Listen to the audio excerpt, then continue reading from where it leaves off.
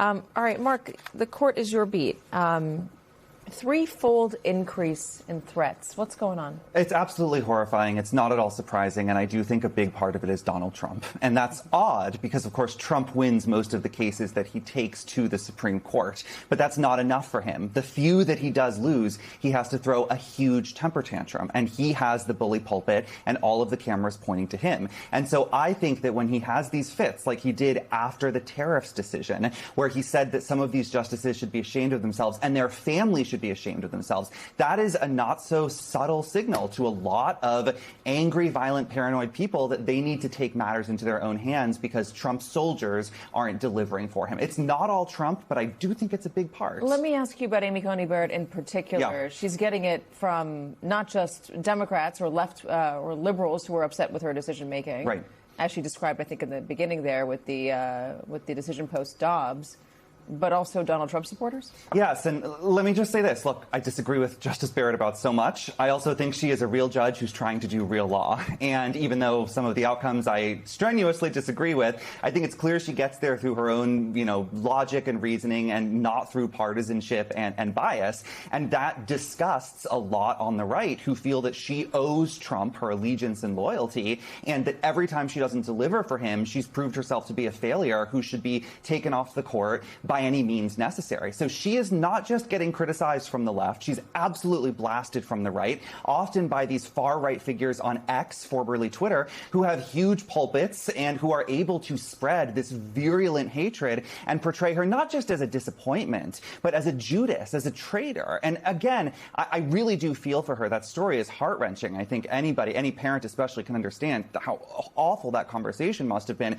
It seems that the cost of having principle as a Supreme Court justice now, the cost of just standing up and doing your job no matter what Trump demands, the cost is threats on your life, and that is completely unacceptable. The cost of engaging in politics, period, Mona.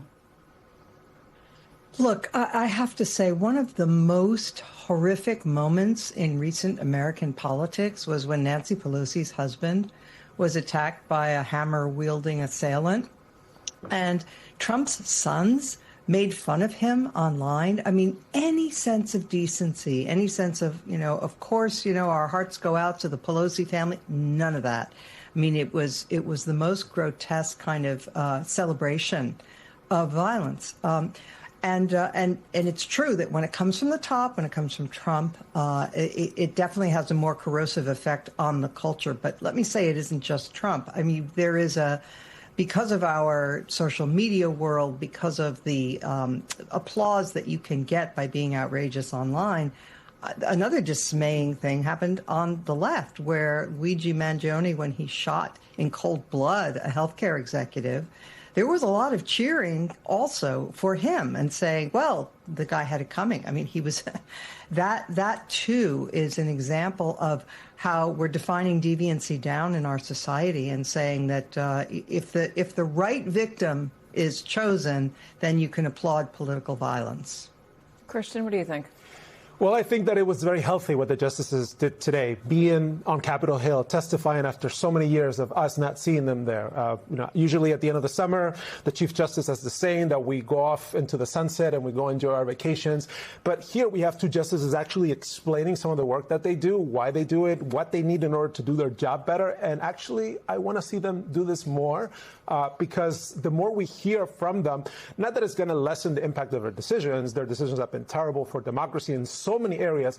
And I think in some sense, putting the violence aside, that's terrible. A lot of people who are not violent are reacting to their decisions. And there's this simmering anger from folks who truly feel like the court is not accountable. And this is a very tiny measure of accountability that they're offering to the public and being on Capitol Hill, explaining the work that they do. So does it help just seeing them talk like normal people to Congress, at least appearing like there is some oversight? Exactly. And Justice Barrett, how can you not feel for her as she describes her sons? She was particularly excoriated by President Trump by name and people on his behalf. She is also online. She has two children who are black. And online, there have been photos of her whole family, and they make a point of her two children are black. That's clearly, you can call it implicitly, explicitly racist, targeting her for that. So would it help if, I don't want to, there's no whataboutism here. I don't want to say both sides. Because the political landscape and the environment changed when Donald Trump campaigned in 2015. I'm not Pollyanna. I know it's always been ugly. The campaign that we played at the top between John McCain and Barack Obama, that was ugly as well. But it got uglier. It got more violent. It got nastier when Donald Trump came into politics. I remember those rallies. I was there. He was imploring people to beat up protesters. I'll pay your legal bills, he said. Does this change, and I'm asking you to kind of step outside of your Supreme Court lane here, but does it change if everybody else says we have to stop, but Donald Trump does not? I fear that it won't change until we see real change at the top. I think that very much the president sets the tone, and his army of supporters are going to follow in his footsteps. And the pictures that are spread of Justice Barrett and her family, this is a huge thing on X right now. You see these pictures with people pointing out her black children and saying she can't be trusted as a judge because she has these children. She can't be trusted because she's a woman. It's absolutely hideous. It's abominable. And I just want to be clear, that's not coming from the left. That is coming from the right. That is from white supremacists who think she is not pure enough. And Donald Trump doesn't say that, but he does amplify many of those same people and their allegations in other contexts about Justice Barrett as a traitor. It doesn't take too much to see those comments kind of imply that she's a race traitor, too. In this moment, how do we square Donald Trump ushering in this new era, but also Donald Trump, Mona, being, the target of people who have tried to kill him now multiple times? Look, when you incite violence and normalize violence, you can't be surprised if there's blowback on you, too. I mean, that is the culture that has been created. And, I think back to the 2015, 2016 era, Katie, where a lot of conservatives consoled themselves choosing Trump by saying, well, we're not electing a pastor.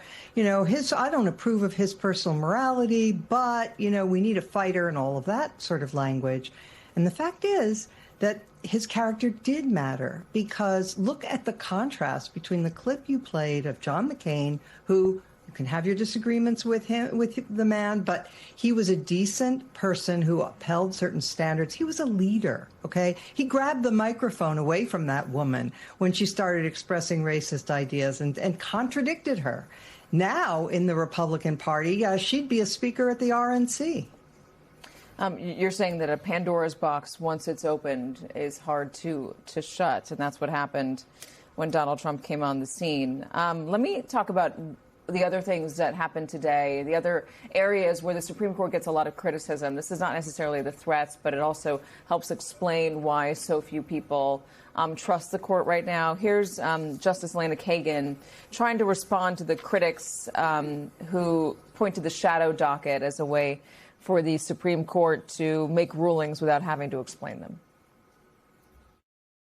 There are definitely questions about how it's appropriate to use that docket, when it's appropriate to use that docket, the standards to be applied, the way those standards actually work out in individual cases. And you see that in some of our decisions, because we are in many, if not most of these cases, not unanimous. There will be a majority and a dissent.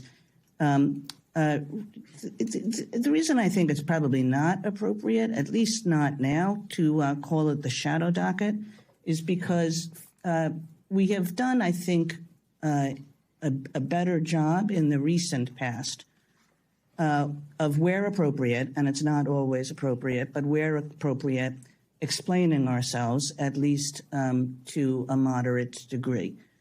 So I think if you had asked me this question a year ago, I might have said that there were some cases, and in fact I did say, I had said in some public events that there were some cases where we did so little explanation of what lay behind our order that lower courts had a great deal of difficulty trying to figure out what that order was. Were we saying something about the merits of the case? Were we saying something about who had standing to contest the merits? Were we saying something about appropriate remedies? Nobody knew. I don't think that that's so much a problem anymore. I think that as we've gotten more experienced in these constant requests that are coming to us about requests for emergency relief, that we better recognize that at least sometimes there is a need for additional information. And we have issued opinions and sometimes majority and dissenting opinions accordingly. Well, I think there's a very fine connection between the shadow docket and what's happening with judicial security, believe it or not. There's a connection because a lot of these decisions, there was a moment during that hearing where the representative from Maryland was asking, but what about these scores of federal workers who all of a sudden were out of a job because of a shadow docket order from the court? How come the court is placing its thumb on the scale on the side of the president and not these workers without explaining themselves? And all of a sudden, people's lives have been disrupted completely. And I'm not saying that justifies the violence or for the need for them to take extra precautions. But the fact that the court isn't even able to explain itself for some of these things, that really causes anger in people, because these are not just simple controversies that affect a set of plaintiffs. They have ripple effects across the nation. Talk about Kavanaugh stops, talk about the loss of federal funding. We're seeing it in the news day in and day out, the consequences that these shadow docket orders are having nationally. So, there is a connection between the need for shadow docket reform and what we're seeing with judicial security. One more thing, Justice Elena Kagan said this very briefly, and it was almost easy to miss, but she said at one point, we would prefer for the U.S. Marshal Service to not do a lot of our security. We would prefer the Supreme Court police to do it. Guess who controls the U.S. Marshal Service? The DOJ does. They also enforce judgments. They also have to make sure that court orders are followed. And when you have all of these things stacked in favor of the president, of course the judges, of course the justices are going to feel like they're being almost, the decks are stacked against them, and you need reform.